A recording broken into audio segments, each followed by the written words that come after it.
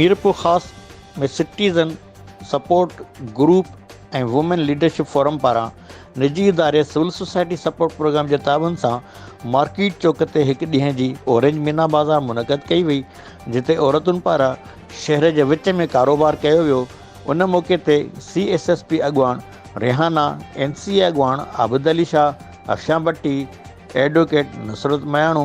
हमीद राजपूत ऐं ॿियनि ॻाल्हाईंदे चयो त अॼोकी मीना बाज़ार जो मक़सदु आहे त जेके हुनरमंद ऐं ग़रीब क़िस्म जूं औरतूं आहिनि, इहे पंहिंजा हुनर शहर में अची ज़ाहिर कनि ऐं बेरोज़गार औरतुनि खे रोज़गार करण जो मौक़ो मिले।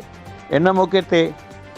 हिकु ॾींहं वारी मीना बाज़ार में इलेक्शन कमीशन जी district officer assistant commissioner madam Shahida Parveen, SHO woman